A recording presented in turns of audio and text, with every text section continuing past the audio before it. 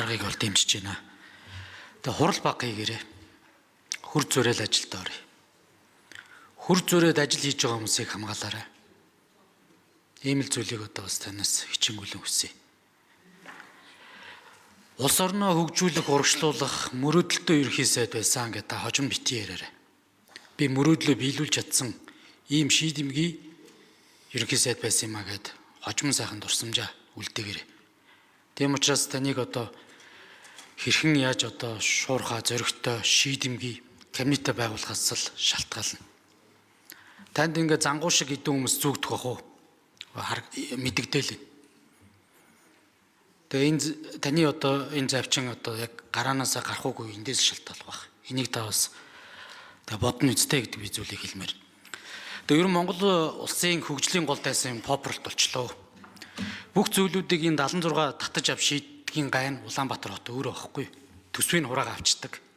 330 сум тарааж өгдөг. Тэгээ өнөөдөр энэ боломжийг нь хууль эрх зүйн орчноор үйлдвэрлээд мөрийн хөтөлбөр дээр туссан зүйлүүдийг хэрэгжүүлж байгаа нийслэлүүгээ энд авчирч улсын хурлын гишүүд нь асуудлыг татаж ярьж байгаа. Энэ төрлийн институт чинь чигүүргийн хуваарлт гэж юм байх юм уу байхгүй юм. Эсвэл энд нэг ухаантай мэрэгэн 126 хүн суучаад олонхын эрх ашигыг ерөөсөө сонсдоггүй. Цөөн хүний одоо эсэргүүцэл болгоомжлыг ингэ дэвэргэж ярьдаг. Энд асуудал шийдэхгүй шүү. Тэгэд ийм байх юм бол Монгол улс эрх мэдлийн төвлөрөл эндээ бид нар живнэ. Энэ 126 он чинь ерөөсөө асуудлыг шийдэж байгаа юм байхгүй. Тийм ч учраас угны эрх мэдлийг задлаад энийгээ дагаа төсвийн өгөөд мөнгөө босгоод энэ бүтээн байгуулалтаа хий гэж өгсөн. Энийн араас өмнө явж байгаа юм. Бондоо босгоод эрчим хүчний станцаа барих гэдэг. Одоо бидэд бүгд энийг нь татаж унгая гэж штэ. Энд л бүхнийг шийднэ гэж штэ. Энэ дуг нь үндсэн хуулийн байгууламжаа яах вэ? Яаж татварын бодлого яах вэ гэж ярьж их болохоос биш зам гүр ярих болох. Уг нь ярмээргүй байхгүй. Тэгэд ийм л эмгэнэлтэй байдлаа бид орсон байна. Баячуудын өрөнгийг хураая. Гой сонсогдож байгаа биз? Энд бол ерөөсөө попролт хэтэрлээ. Гэхдээ ийм байхгүй шүү дээ. Олон хүмүүс баян болоосоо гэж бид нар бодлого гаргах хэрэгтэй шүү дээ. Тэгэхээр ийм бодлого руугаа одоо бас засгийн газар манаас анхаараач. Тэгээ би дөрвөн зүйлийг л асуумаар байна. Нэгдүгээрт энэ хууль тогтоомжийн агентлыг та байгуулаач. Яг таны дэргэд. Энэ сайд нарын чинь яг хэрэгжүүлж байгаа хууль тогтоомж нь ямархуу дүгнэлттэй байна. Энэ яг хүний эрхийг хангаж гин үү? Хэмэлт бүтээмж байна уу гэдгийг дүгнжиж та шаардлагуудаа тавина. Энэ бусад улс орнуудад ерөнхийлөгч юм уу? Ерөнхий сайдынхын дэргэдээ байдаг засаглаасаа марад. Ингэжиж энэ сайд нартаа шаардлага тавина. Энийг та бас юу гэж бодож байгаа вэ гэдэг нэгдүгээр зүйл байна. Хоёрдугаарт энэ нэг Эрдэнэт гэдэг ганцхан компаниас 20% амнат авч ийн л та одоо. Ядаж энэ амнатын бодлогыг 15 болго 3 Эрдэнэттэй болгож болохгүй юу?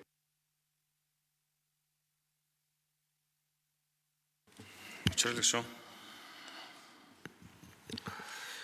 ТV сайн зураг гишүүндээ санал нэг. Хөрөнгө оруулагч нар, баялаг бүтээгч нар хөдөлмөрлөлийн хий бүтээй гэсэн хэн бүрийг дэмжихийн төлөө ажилланаа. За тэгэхээр манай засгийн газар бол бүтээж хүн бүрийг дэмжинэ. Ер нь одоо хөдөлж ивэл хүн амьдарч болдог л нийгмийг бүтээмээр шүү дээ. Тийм ч учраас үүнд нь саад утгаар болоод байгаа тэр хүнд суртал дүрм журам гогтгийнээс чөлөөлөх бодлого болвол энэ миний яриад байгаа эрх чөлөөний дөрвөн зам дөрвөн чөлөөлт. Тийм ч учраас одоо бол үннээ ярьдаг нөхцөл байдлаа зөв оншилж чаддаг ийм л одоо зорилго руу чиглэнэ. Тэгээ ялангуяа хувийн хвшлийнхаа одоо бас бидийг харж байгаа. Одоо no surprise гэж буюу энэ гинтийн сюрприз бариха болёо. Энэ хувийн хвшилтэй бизнес эрхлэгч нарт, баялаг бүтээгч нарт нэг шүн унтас ирээд маргааш нэг юм сэтгэдэг, тооцоогүй, судалгаагүй. Ерөөсөө энэ эдийн засгийн эрх чөлөөний хуулийн дээр бичсэн нэг заалт бол хэрвээ тухайн асуудал дээр төр оролцох чивэл, шийдвэр гаргах чивэл заавал эрх ашиг сонирхлонд зөрчигдөж байгаа тэр бүлгийн төлөөллийг оруулдаг. Тэгээ багада 5 сарын өмнө тухайн шийдвэрээ мэдээлдэг. Тэгээ тэр нийгмийн зөвшөлтслийг бий болгодог. Олон нийтийн оролцоо хүсэл зорилгыг нь сонсч шийдвэр гаргадаг. Байхгүй бол Монголд хөрөнгө оруулдаг, Монголд баялаг бүтээдэг, ингээ бизнес хийж байгаад гинт нэг нөхөр гарч ирээд маргааш нь ямар шийдвэр гаргах юм бэлээ гэдгээс айдаг эмзэгэлд ийм л юм руу явчихдаг. Тийм ч учраас бол би одоо цаашдаа энэ засгийн газраас илүү одоо хувийн хвшлийн хамгаалах, баялаг бүтээгч нараа хамгаалах. тал руу чиглэх ёстой. Дээрэс нь улсын төсөв дээр ч гэсэн тэр нэг сум болгоны хооронд явж байгаа одоо замын хөрөнгө оруулалтын төсөв мөнгийг тавиад байдгаа одоо болио. Тийм ч учраас тэр амнаатыг орон нутагт нь хуваарлаа. Тэр орон нутгийн хөгжлийн сан дээр байгаа 10%, 20% болгоё. Тэгээ тэр нөлөөллийн бүсд нь хуваарлагддаг. Түүгээрээ тэр сум дундын хоорондын зам мамынхаа хөрөнгө оруулалтыг шийддэг болохгүй бол энэ улсын төсөв дээр сум болгоны хооронд зам барья гэж шийдээ суух бол утгагүй байна. Тэгээд тэр орон нутг нь өөрөө шийддэг. Түүндээ хувийн хвшил нь оролцуулдаг. Зам дээр бол би эвэл байр суурьдаг. Тэр мөнгө төлөө явдаг, тэр тоол дээр төлөөд явдаг замыг ч гэсэн түншлэлээр хувийн хвшлээр нь явуулах дээр л бид нар дэмжих ёстой шүү дээ. Тийм байр суурьтай байна. Тэгээд түрүүн бас асуусан хууль тогтоомжийн агентлагийг бол би бол бас дэмждэг. Сая их хурал дээр байхдаа ч тэр энэ хиймэл оюуны шинжилгээнүүдийг хийлгээд их хуралд өргөн барьж байгаа хуулиудыг дүн шинжилгээ хийдэг. Энэ үнэхээр одоо үндсэн хуулийн зөрчилтэй байна уу? Ямар одоо хуулиудаа одоо давхардл хийдэл байна. Түүнийг нь зөрчдөг. Тэр хуулиуд их хурлын босхийг давдггүй өргөн барихад түүн дээр нь одоо дүгнэлт гаргадаг. Түүн шиг их хуралд орж ирж байгаа хуулиуд засгийн газраас өөрөө цэгцтэй дүн шинжилгээ хийгдсэн хуулиуд байх ёстой. Үүн дээр нь би нэлээд одоо бас боловсруулах төвшөнд нь хууль тогтоомжийн одоо агентлагийг төвшөнд одоо ажилуулах энэ механизмыг одоо бүрдүүлэх болно гэдгийг бас хэлье. Сайн зэрэг шүү. За баярлалаа. Учрал дараад бас хариулт бас сүүлийн дээр хууль тогтоомжийн агентлаг дээр бас дэмжиж чад баярлалаа.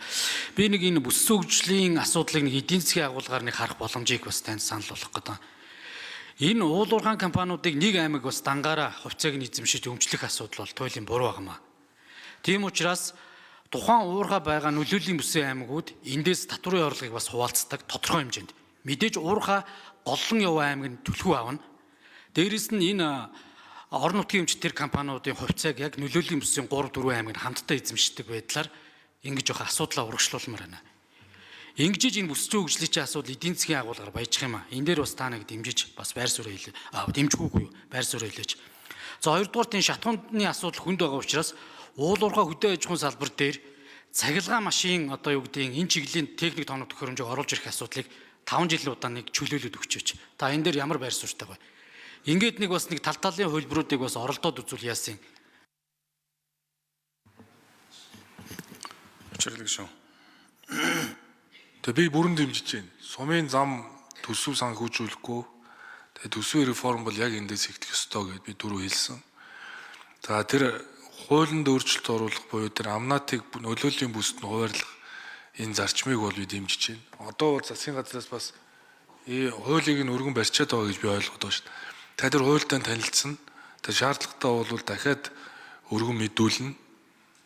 За ер нь бол орон нутаг руу бол одоо илүү их эрх мэдлийг шилжүүлэх тэр бодлогыг бол бас дэмжиж байна. Цахилгаан машины асуудал бол угаасаа энэ шинэ засгийн газрын баримтлах бодлого бол ногоон хөгжлийн чөлөөлт. Тэр цахилгаан машин цэнэглэх станцууд тогтолборуудыг байгуулахыг бүрэн дэмжинэ. Ерөөсөө л энэ ногоон хөгжлийн чөлөөлт бол одоо засгийн газрын тэргүүлэх бодлого байна. Тэр сайн зураг гишүүний саналуудыг дэмжиж байна, ажил хэрэг болгоно.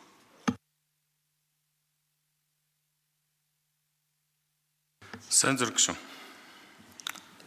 Би нөгөө хэрэглээний талдааг бас дэмжиж байгаа, явж байгааг ойлгож байгаа. Ер нь хөдөө аж ахуй болоод яг уулуурхаан салбар дээр ч гэсэн цахилгаан том экскаватор янз бүрийн юм хэрэгэлдэг болцсон юм байна. Яг зөвхөн цагуурын нөхцөл байдал бас хүнд. Энийг бид нэр бас тодорхой хэмжээнд хөрөнгө оруулалтаа хийж байгаа аж ахуй нэгж байгууллагуудыг аж ахуй нэгж болон гайл татвар нөөтийн орлогоос нэг тодорхой хугацаанд дэмжиж энийг дагсан эрчим хүчний станцууд ч гэсэн хэрэглэгчтэй болох байхгүй. Тэгэхээр энэ бодлогыг нэг хэдүүлээ бас нэгэнт одоо юм тулаад ирсэн асуудал байгаа бол бас нэг ярилцаж үзээд бас шийдэж гэж хүсэж байгаа. Тэгээд дараагийн хүндээ асуудал өвлүүлсэн биш ийм боломжийг найдварыг итгэлийг одоо дамжуулж өгсөн ерөнхий сайд байхыг танд хүсье. Амжилт хүсье. За минь дээр мантхаа.